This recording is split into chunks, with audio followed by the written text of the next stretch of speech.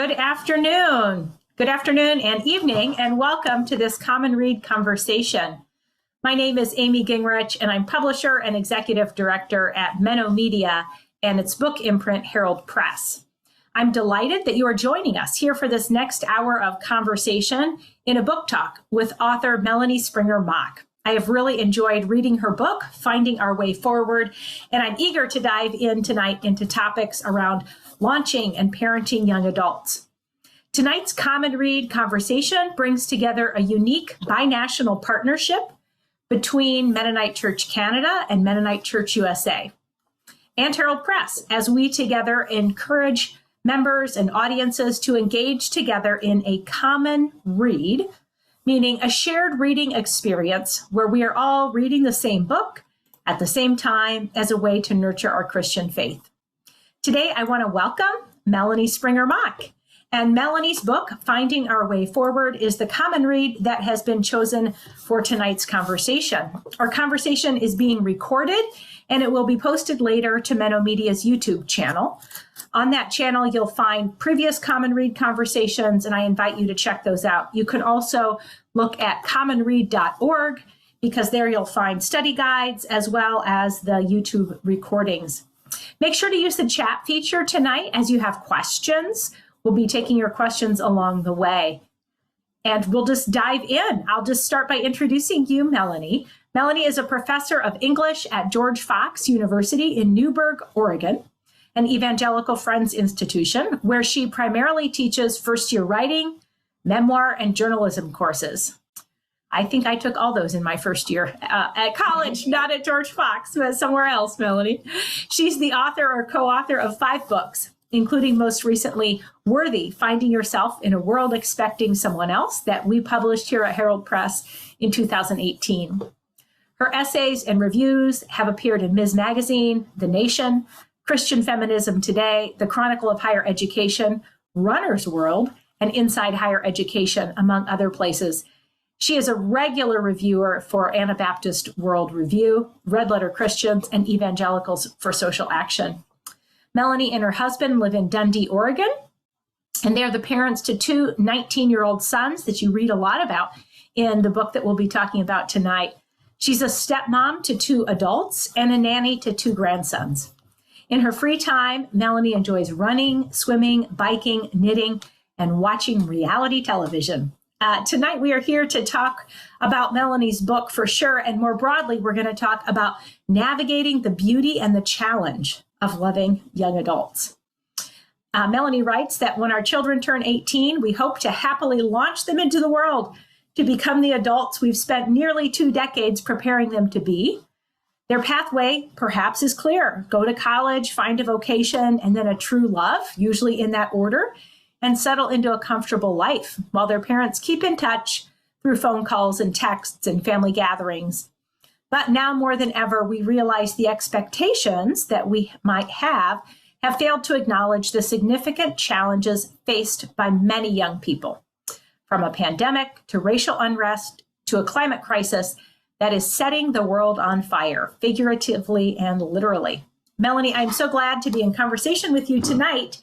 You write so honestly about this stage, about your own beloved sons, and navigating what this stage of life looks like as a parent. But I think you also really give us a bird's eye view as well for other parents, because you encounter so many young adults as a college professor. So you're able, I think, to really speak out of your professional role of what you see other young people going through, as well as your own sons. I want to start by reading just a sentence here and then have you unpack it for us about releasing your own sons into the world. You write, most days it can feel like we are white knuckling this parenting stage without any kind of guardrails and without the presence of traveling companions cheering us on, reminding us that our complex emotions are normal, especially in unprecedented times. I want so badly for my sons to be settled right now, to have clear insight into who they will become and how they will handle the world they face. Much as I want this assurance, I've tried to step into the mystery of tomorrow, asking God to help me rejoice in the unknown of my sons and my own futures.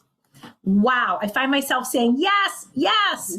Help us unpack, talk a little bit about how do you build toward this release? How do you move toward the crying goodbye that you write about in your book?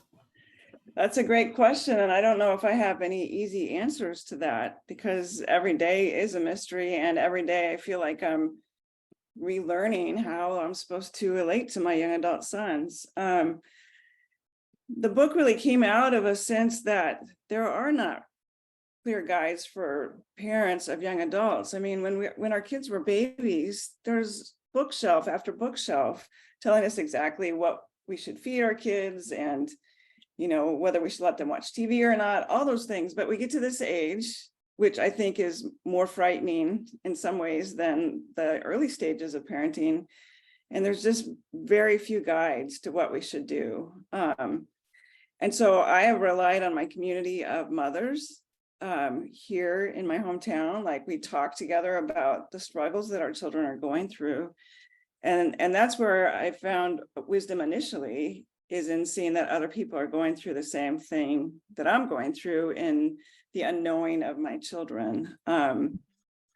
So all that to say, I don't know if there are any clear answers. I think having community, finding connection with other people who are going through the same thing, being honest about the challenges you're facing and the challenges your young adults are facing, and then being willing to walk together with your young adults and be open to learning yourself, and changing who you are and how you relate to your kids as you learn more about yourself. So in the book, I talk about how this is a really transformative moment for our children as they move into adulthood, but it's potentially a really transformative movement for us too. Like, this is an opportunity for those of us who have young adult children to really learn about the world, about ourselves, and about how we can relate to our families in new ways.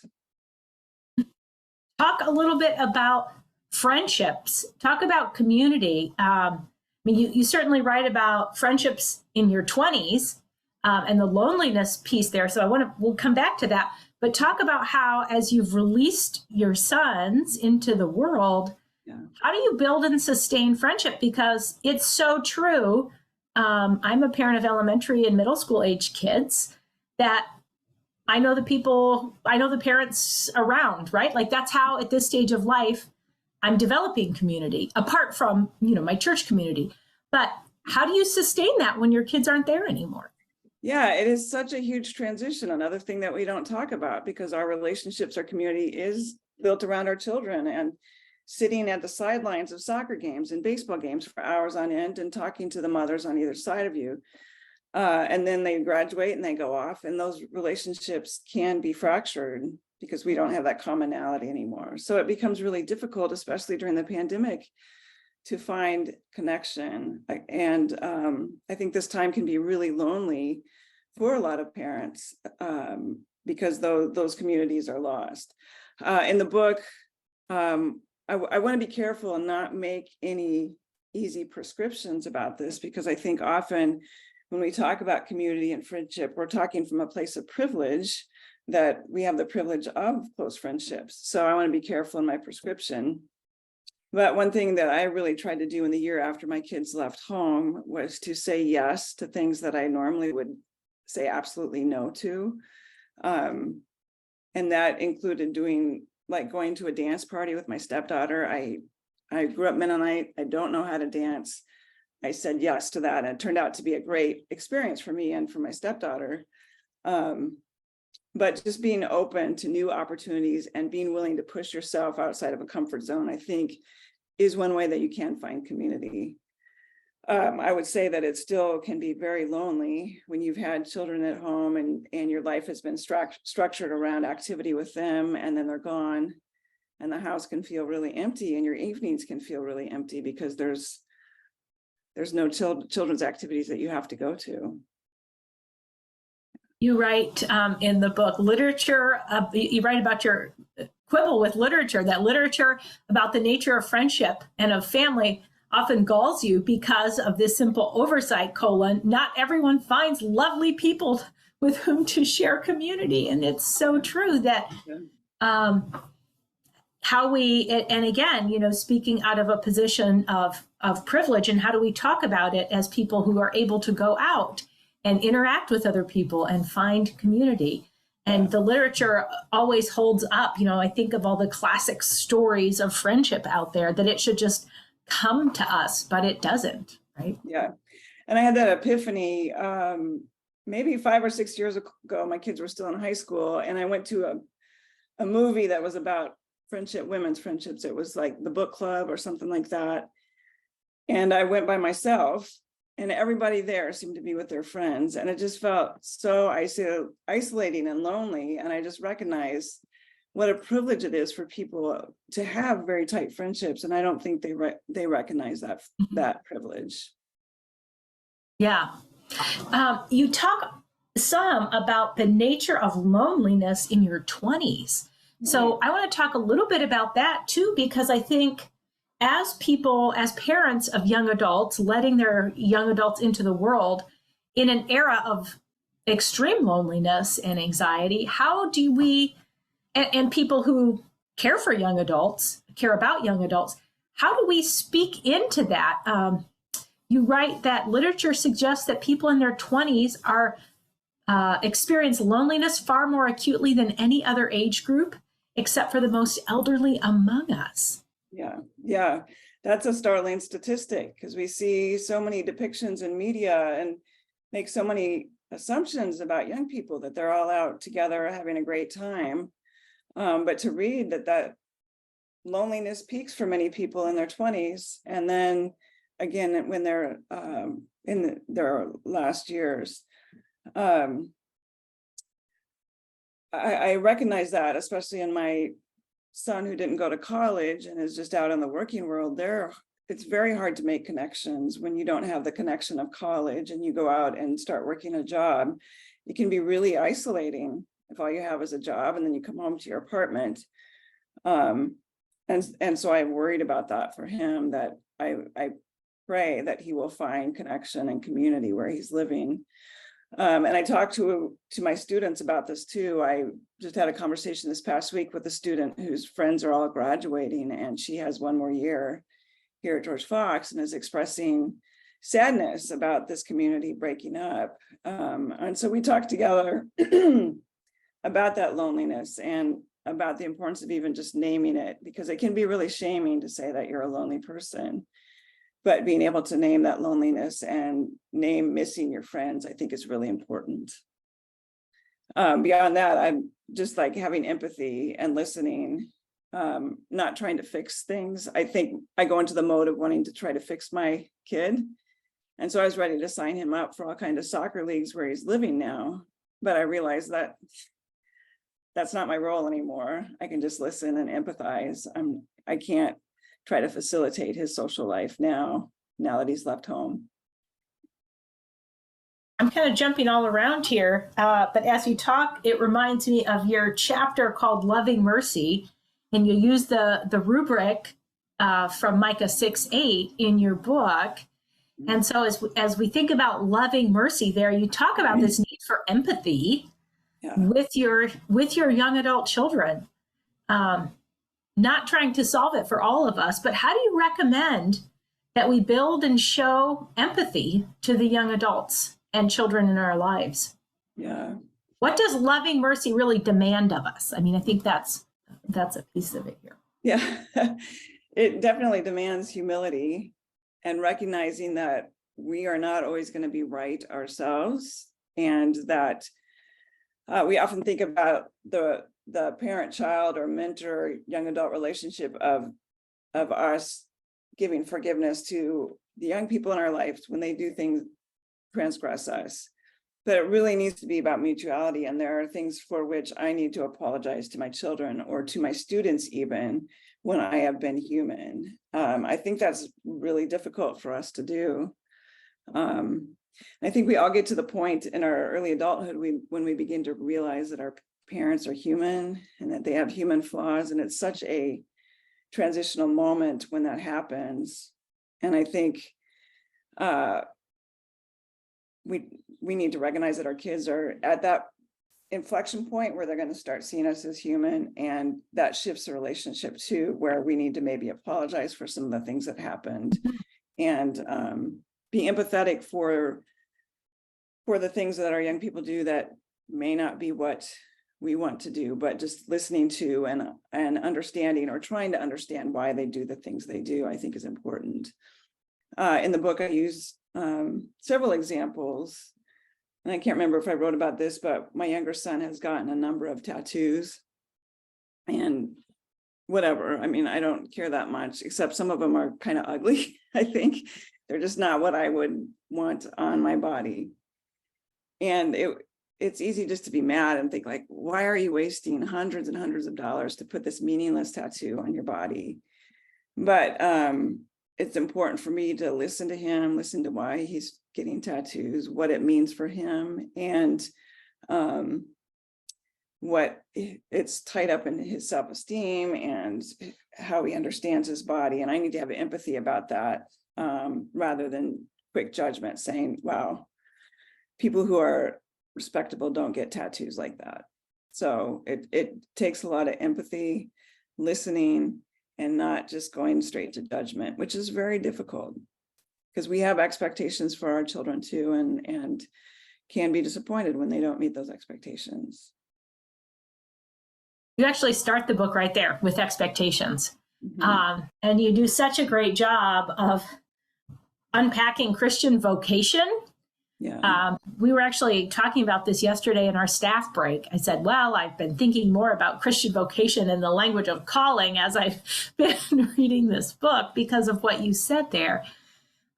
If you could say a little bit about that and how the language around calling and vocation has really placed unnecessary expectations on young people today. Yeah. And I critique calling and vocation out of a place of knowing that I've been using that language with my students and then with my sons. And I had a conversation with a student that kind of brought me up, like gave me an epiphany that she said, she thinks that our college uses vocation as a marketing tool and a cudgel, that they use it as, it's just a rigid understanding of the work to which God calls us. And at first I thought, well, that's a really cynical view. But as I thought about it, I think about the ways that we define calling, and we ask 18-year-olds to discern what their calling is for the rest of their lives. That seems wild to me that we would do that to an 18-year-old who doesn't know anything about the world. And in fact, one of my sons said that. I said, well, what do you think you're called to do? This was when we were thinking about him going to college. And he said, well, how do I know? I'm only 18. And I was like, well, that's a good point. Like, we are asking our 18-year-olds to discern God's calling, know what that calling is, and then plan the trajectory for the rest of their lives. That seems really problematic. And I had another student, I was talking, like trying to puzzle through my understanding of calling, and she pointed out how calling has this capitalistic impulse too. So we think of calling as being about high-minded positions, engineering or nursing. We wouldn't say that a barista maybe is called to the job of being a barista, or somebody who works landscaping is called to that. So there's a real classist nature to our language of calling as well. And that was helpful for me in thinking about my children and what they say, what they feel called to do right now, and my wanting to say, no, I think you're called to something else. Like, why am I questioning their calling when I've talked about needing to feel God's spirit moving and needing to follow the direction of God's leading. So what I've started to do with my students, I'm trying not to use the language of vocation or calling when I talk to them, because they feel inordinate pressure, especially as they move from college out into the world, to have defined what they're going to do for the rest of their lives. And I wish when I was 21, somebody would have said to me to just relax and enjoy my 20s and have experiences. And there will still be time for a career later on. I think I would have lived my 20s a lot differently if somebody had just voiced that for me, to not feel like I had to chase my calling right away after I graduated from college. I had not thought about that link between calling and success and capitalism and classism until I read what you wrote in the book. So that was really eye-opening for me, and I completely agree with what you just said about how we do that. And you also write about, what is your calling? Like it's one thing, and then but we're called to many things. On page 47, you write, most Christian discussions suggest as much about vocation, that when we fulfill God's calling, we find delight in a deeper, more fulfilling sense of ourselves, of others, of God. Yet I often contemplate a more complicated understanding. It's not one call that has made me become more of who God created me to be, but the multitude of callings. Yeah, I really like that. And do you have ways to talk about that? Do you use that kind of language with your students or with your own young adults? With my students, for sure. Because they come to me like just really wrestling with and trying to figure out what God wants for their lives. And I try to use the language of God wants you to love others and to love God, and to do justice, love mercy, and walk with humility. So let's start there with that. And then we can talk about other options for you. Part of those discussions too, I think, come out of me teaching in the humanities and students feeling that tension between really wanting to be a journalist or a writer or teach high school, and hearing that that's not going to be the way to have a successful life, that you need to have a job that will sustain you and give you more money than what can happen in the humanities. So they're fighting against that tension. Often they're fighting against messages from their parents saying they have to do a degree that is more, that will give them more money or success after they graduate. So they are hearing all these competing messages. And if we truly believe that God calls us to specific things, then we need to believe that God calls some people to be writers, or God calls some people to study history. Like, even the way our universities are structured, we say, yeah, people come to university to find their vocation, but then the way we apportion resources in the university, we're saying, but some vocations are more important or more valuable than others. Right. So, or sports, or whatever it is, how we allocate those dollars. Yes. Yeah. Give us some more handles, some more language around how we talk, either, about calling with young people. You critique also the phrase, what's next for you? The one I hear a lot this time of year is, where are you going to college? Like it's presumed. So what are some other ways? Well, first of all, for those who haven't yet read the book, talk about how painful that language can be, but then also give us some alternatives for how we name and claim other ways to talk with young adults.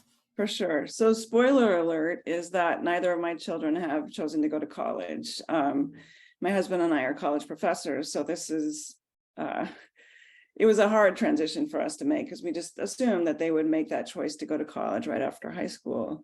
So when people say, where are your children going to college, with the presumption that they are naturally going to college, for a while it was hard to contend with that question, because I was dealing with my own disappointment, my own expectations about them. But I think I've transitioned to just being grateful for the miracle that they are doing well at this point in their lives. So I don't ever presume that somebody's going to go to college. I don't say, where are your kids going to college, or where are you going to college? I just think that's the wrong presumption. And even that language, like in church groups that are the college age church group, I think that leaves aside a whole bunch of students or young people who have decided not to go to college at this point. So what do we say instead? I say things like, what will you be doing after graduation? Because I'm talking to to young adults who are graduating from college, I may say, will you be going back home after graduation? Where will you be going? Try to stay away from that. What will you be doing? But where will you be going? What's the next step on your journey? And then celebrating whatever that is. If they say, well, I have to go back and live at home, I was like, well, that's great. Now you can work on that writing that you said you wanted to do on your own, or you can, everybody needs a break before they go on. So I'm just trying to encourage whatever path people are taking. One of the statistics you gave in the book was that almost half of 18 to 34-year-olds live with at least one parent today. Yeah. Now, I mean, I knew it was a rising number, but I didn't personally know it was that high. Again, eye-opener for me. And so, yeah, what are the questions you ask? What are the ways you talk about that in productive ways, right? Because truly, for all the reasons that younger people are living with parents, and maybe parents are living with younger people, it could probably go both ways depending on the situation. But it's a different way of framing life these days than it was when you or I were young adults. Right. And part of the reason young people are returning home is because finding affordable housing is almost impossible. Somebody told me how much a one bedroom here in Newburgh was. It's like $1,400. Like, I don't know how any young person can afford that. I was paying $300 at the most when I was in graduate school for a one bedroom. So I just think the forces against our young people are different than they were for us. Right. So language, et cetera, that we certainly have to talk through differently. Yes. Yeah. You write about that our application of the word calling is perhaps at best an incomplete understanding of what it means to be called by God and to be faithful to this calling. And throughout the book, you write about being a person of faith and paying attention to lament, certainly, but also hope, and paying attention to what it means to be a person of faith and turning to God in times of challenge, as you think about parenting young adult children, and as you named that your own sons didn't go to college, that one of them chose a vocation very different from what you had imagined. Yes. Talk to us a little bit about the role of faith for you personally in navigating these things. Yeah. So I would say that my prayer life has never been richer than when my children became young adults, because you are releasing them out into a world that feels very impetuous and random and chaotic, and those guardrails of control that you had when they were younger, they aren't there anymore. So part of my faith is just releasing my fear to God and naming my fear to God. So I turn to prayer quite a bit as a way of just naming the things that I'm afraid of for them, and naming my longing for them to be settled and experience joy in the choices that they have made.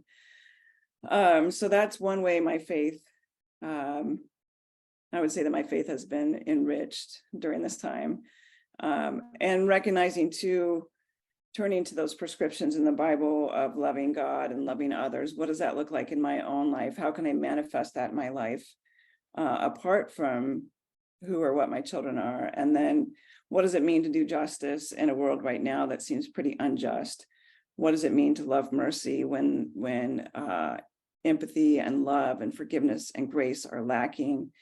And then what does it mean for me to walk humbly? Because this has been, being a parent of a young adult has been super humbling for me, and has compelled me to look at some of my own weaknesses. And so sticking to those prescriptions have been really helpful for me. You write about not just the prayer life, not just like praying to God that everything will be okay, but also the need to lament that maybe your vision of where things were going with these two beloved sons isn't playing out. And the need for honest lament and honest reckoning with grief and fear. Yeah. How do we do that in our lives in a culture that tells us, be happy or deflect your own needs as a parent. Eat the, I think you said the burned grilled cheese that your mom used to eat. Eat the burned pieces so your children can have all the good things. Right. And we put ourselves last. So what does it mean to reckon with grief and lament and forefront what that experience is like in your own life? Yeah. Gosh, I don't know where to even start with that. I think our culture does tell us that we shouldn't lament. I think our culture shows that when we're empty nesters, we should be rejoicing and find our love lives with our spouses renewed, and all those images that say this should be the best times of our lives. I think that makes us feel like we have to supplement the sadness that part of our life is over. Like the 20 years that we gave, 18, 20 years we gave to our children, it's done. And they're different people and we're different people. So I think being able to name that too, and being able to say, yeah, this is really sad, this is really hard, and share tears rather than feeling like you have to sublimate those. I think that's really important. And in the Psalms of lament, there's a turn in many of the Psalms to hope. And so hope can come out of that lament, that in our sadness about where our lives have been, we can have hope for the future and hope for a different kind of relationship with our children that can be deep and rich and meaningful, despite that part of our life being over and despite the life choices that they make. I think we need to be people of hope that can look forward to each day and the opportunity that we have with our children to forge a different kind of relationship. I've been lucky in that I have two stepchildren who were teenagers when I married their dad. So I've kind of been through this twice. Like I was through it with my stepchildren, who are 30 and 38 and 42 now. And I've seen what can happen when you develop a different kind of relationship with young adults. And we have wonderful friendship now. So I see that as hope for my children and for what can become of our relationships. Yeah. And the hope of being able to move beyond this parent-child relationship to a mutuality, I think is really, really promising. And I've seen that even in, like, they graduated 3 years ago now. I've seen a relationship shift, and I live in the past, but I love the new kinds of communications and relationship that I'm able to have with them now. You read a little bit about the danger of comparing yourself and your relationship with your kids against others. And I think you said something like envy is the thief of joy. I circled it on whatever page that was. I love that, because so true. As parents, you can see all the different relationships that people have with their kids, or the way one kid is performing in this or excelling in that. And in this culture, it can be really easy, I think, sometimes, if you're not careful, to fall into envy. And there is no joy there. There is no joy there. Yeah, absolutely. And we really do not know what is going on behind the scenes of those families anyway. So what we see may not be what we see, and what we are envious of may not be the truth, or, may not represent the struggles that they really are going through. So I try to remind myself that when I get jealous, my kids are both living pretty far away from home now. And so I see other, like even at Christmas, big families gathering, and it was just me and my husband going to the airport to go visit a son. And it can be, I can be really envious of that. But I don't think that does anybody any good, to be envious of other people's lives. You write about the Christmas before, I think, in your book, where everyone is gathered in your kitchen. Right. Yes. And then this Christmas, it was just me and my husband. So. Well, share a little bit more about the story, though, of time in your kitchen with the whole family gathered around, and being present in the moment. How do you do that? Yeah. That's a good question, because it can, like, when you're trying to facilitate everything, can be hard to be present in the moment. And because my stepchildren have another family, we have learned to balance just making the most of when we can all be together, because we're sharing that part of the family with another family. I mean, it's just complicated. So just making the most of the time that we have present. And a year ago at Christmas, it was a real gift that my son, who had just been through boot camp, had to leave, so he was able to come home. And then his fiance, he proposed to her during that Christmas, and my stepchildren were able to be there, and my other son, and we haven't been together since, all of us together. So just making the most of that moment, those few days that we had together, trying to squeeze the most out of that, even though I was really tired from the semester and everything. We just have to take what we can get and recognize there may be those really rich moments, and then there will be times when it's just you and your husband on the couch, or even just you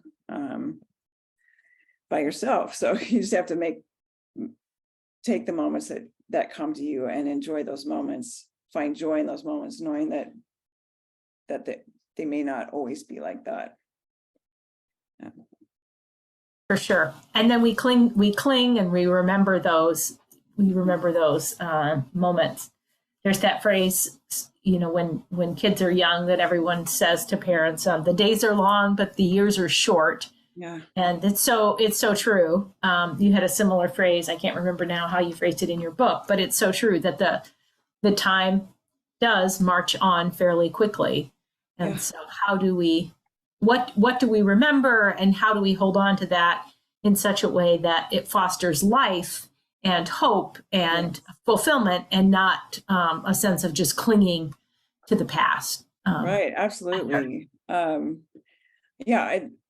I was like most young mothers, I was irritated when people would say when I was younger, oh, it's going to go so fast, but it did go really fast. And I think, what was I doing for those 18 years?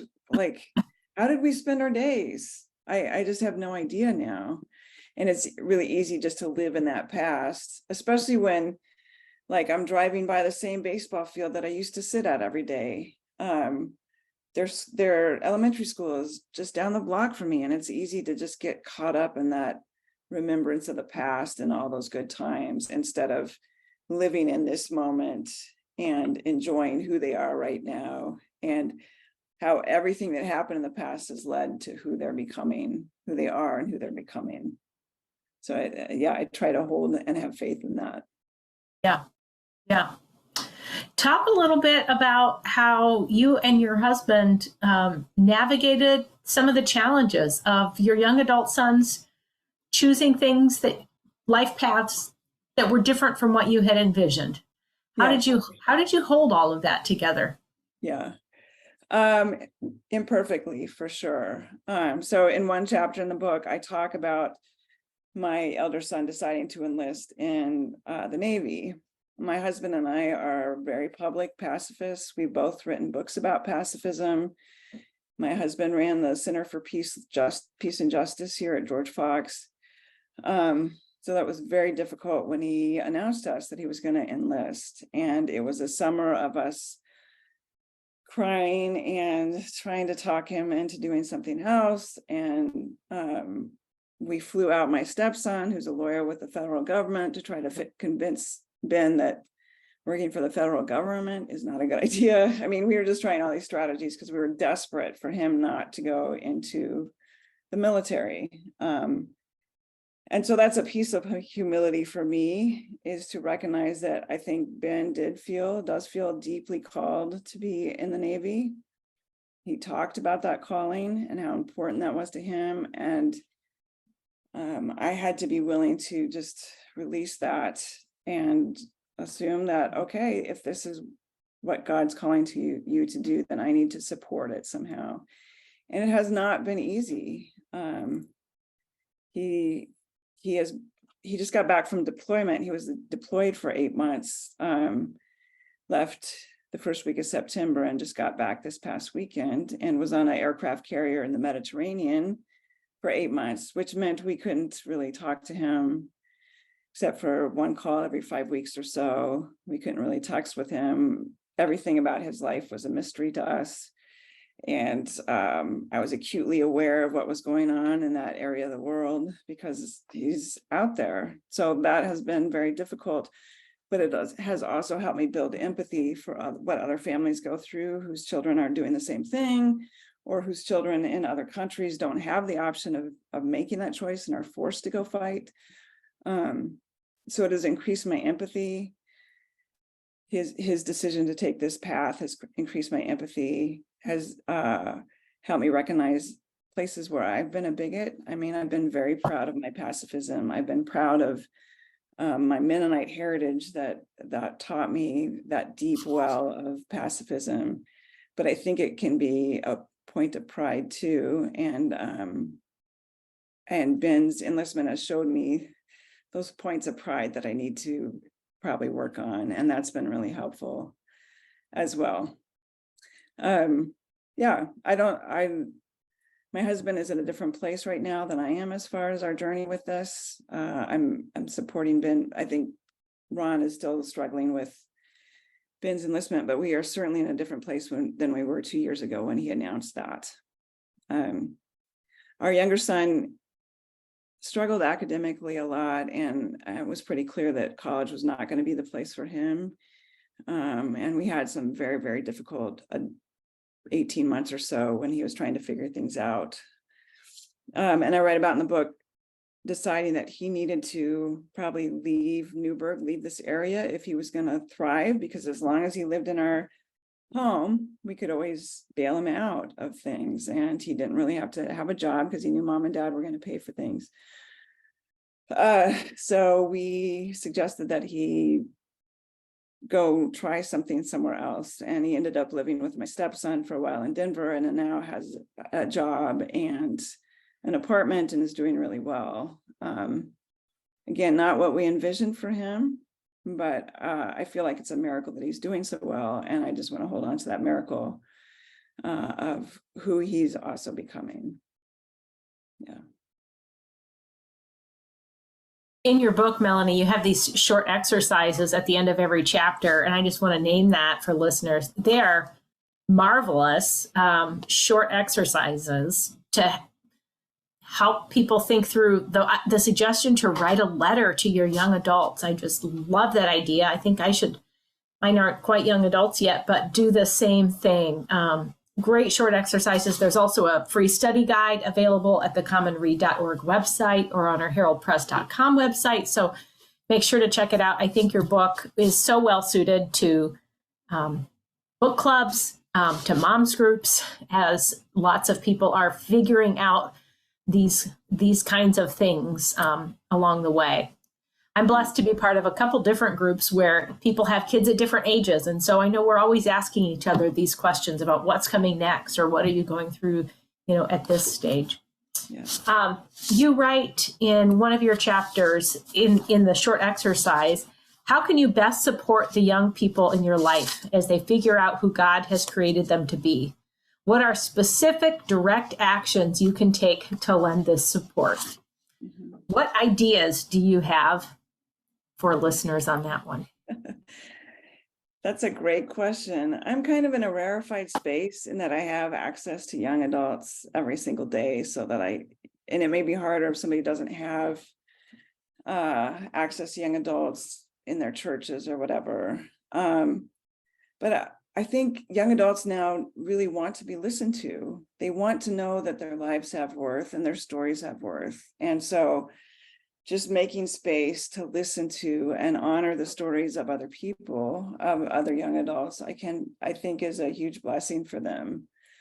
I often have students come and just sit in my office and want to talk about their life, and being open to listening to what they have to say and not trying to give them easy answers, but just listening to their story, I think is really important, without going right away to providing specific advice. And I would say that for your children too, if you have young adult children, just making space to listen to their story, I think is important. Often we want to tell young people about what it was like for us, or to tell stories about our lives. But I think it's important for us to be quiet and just listen to what they have to say. And again, I live in rarefied space, but I get to teach a creative nonfiction course in which students are writing their life stories. And that's always an amazing experience for me, and I think for the students, because they finally get to tell their story and have that story heard and acknowledged. And I just think that's what anybody wants. We all want to know that we matter, that our stories matter, that our place in the world matters. And it's really important for us to listen to young adults and what they have to say. And I would also say that recognizing today's young adults, Gen Z, is up against so many challenges. And some people say, they're coddled, or they're snowflakes, or we've made everything too easy for them. But they have so many challenges that they're facing, and being able to acknowledge that they are living in a challenging time, that they have a lot of barriers up against them, and then working with them to navigate those barriers, I think, is a better option than just to say they're snowflakes or we've coddled them. I just don't think that's true, because they have so much that they're dealing with. Yeah, I mean, I think you make that clear in the book. Name aloud here for us what some of those additional challenges are that you see young adults today facing that a generation ago young adults weren't facing in the same way. We already named housing. Right. So, and beyond the pandemic that shut down their lives for a couple of years, and they had to make calculations about whether they could go see their friends or their grandparents. I think that was traumatizing in ways that we don't fully understand now. Climate crises, we are feeling it very much here in Oregon. The year of the pandemic, we also had forest fires right near our city limits. And so having to navigate forest fires that turned the sky gray alongside COVID was very difficult. And those kind of climate crises events are happening everywhere. We have students who have had to, in their childhoods, have active shooter drills at their schools. And with the potential always, no matter where they are, there's that potential of getting shot. And I never had to deal with anything like that. So I think that is a layer of trauma as well, that no place is really safe. And then, of course, social media and having to be present always on social media, I think, has raised people's anxiety, that it has made it more difficult to connect to other people, to find relationship. And I honestly don't know if there's any I don't know that there can be going back from where we are as far as social media. And then the discourse on social media is often so contentious, and the ways that people, the adults in their life, even the language they use to talk about people with whom they disagree, I think is modeling something that just raises the anxiety in young adults. I see that language all the time on Twitter. I see it in my home community that's having fights over school board issues, and the demonization of people who don't agree with you, calling them evil or pedophiles or whatever. That kind of language, that kind of rhetoric, I think, just makes life for our young adults even more difficult. Yeah, you say there's no going back, that you don't know that there's any going back for social media. I don't know if there's going back on any of those things you named, right? Like the climate crisis is real, it is here. Yeah. The housing crisis is real, it is here. Maybe it can change, the student debt that young adults face, young adults who've gone to college face. On all of those things, I'm just not sure how any of it goes, how we wind our way back. Yeah. And that doesn't mean that those were the good old days necessarily when I was a young adult or when you were a young adult, but the realities have changed. And we need to acknowledge that as we are with young adults in our lives and communities. For sure. Right. And it's very easy to give in to despair about the state of our world, but I don't think we're called to be people of despair either. And I think Gen Z is showing us how to respond to these different crises by praying with their feet, by doing action. I think, for example, just last month in Tennessee and the protests that took place for gun safety in Tennessee, those were Gen Z folks praying with their feet and showing us how it can be done to change. I don't think it changed any legislation, but it certainly shifted the narrative about gun violence.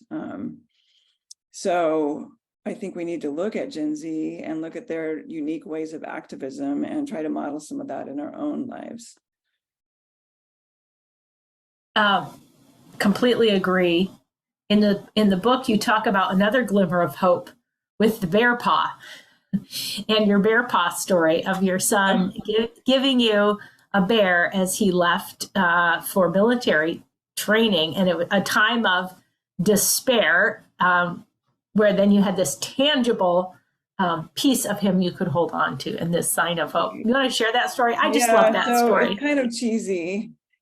So my son gave me a Build-A-Bear. Like, we went to Build-A-Bear when he was a little kid and got him. It was like a tradition thing that we did, and it was really meaningful for him. So he got me a Build-A-Bear for while he was in boot camp. And in boot camp, they don't have cell phones and can call maybe once or twice. But he put "I love you, Mom" on his voice in the bear, so I could touch the bear paw and hear his voice. And that was just a small, tangible thing that he could do. And he's very good at gift giving. And it was such a meaningful gift from him.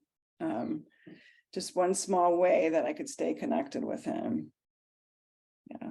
I really like that story. I mean, call it cheesy, but also really a tangible glimmer of hope, I think, for you at a time when you were not feeling as much hope. Right. Yeah.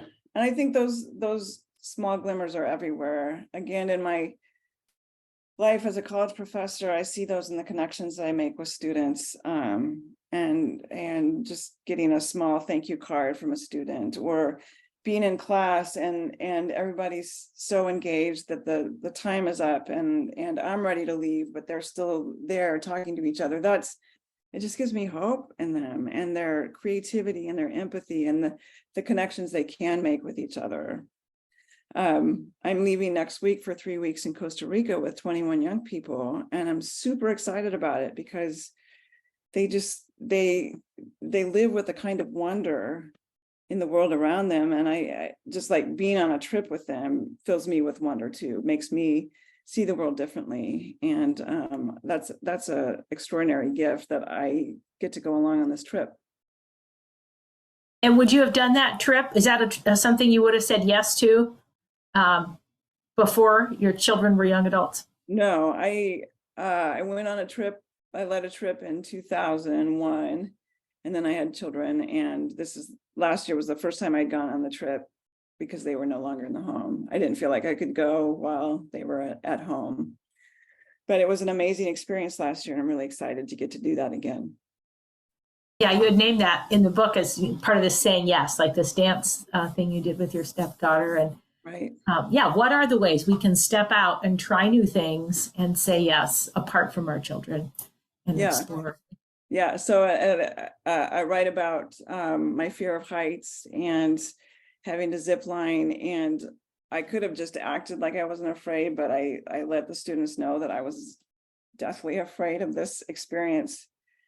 And then I said yes as well to doing this Tarzan swing thing, which was, I don't know that I can do it again because it was very scary for me, but you swing out into the jungle. And I think having to take that step of saying yes, despite my fears, saying yes to doing this with my students and having that be an opportunity for us to connect with each other was really valuable for the rest of the trip then, to be vulnerable, to show my own weakness, and then still say yes and try something frightening. It was pretty powerful. I'm glad that it's not on the trips in itinerary this year. I don't have to do it again. You don't have to. Well, thank you, Melanie, so much for participating in our conversation tonight. I thank you, those who have joined us tonight. Melanie, we really appreciate your time and your insights. I know I was so enriched in reading your book and in having conversation with you here tonight. So I encourage everyone out there to go pick up a copy of Finding Our Way Forward: When the Children We Love Become Adults. The book is available wherever books are sold. If you're in Canada, you are welcome to buy it at the Common Word Bookstore, the Ministry of Mennonite Church Canada. You can find that at commonword.ca. If you're in the US, I encourage you to buy it directly from Menno Media at mennomedia.org or by calling 800-245-7894. Don't forget that there is a free downloadable study guide available at commonread.org. That study guide's also available at heraldpress.com, and there are these short exercises that Melanie has in the book as well with each chapter. So highly recommend the book for study groups out there. We will be posting the video of tonight's webinar also at commonread.org if you want to come and check that out later. Thank you so much for your powerful words here tonight, Melanie, and the conversation. Until next time. Good night.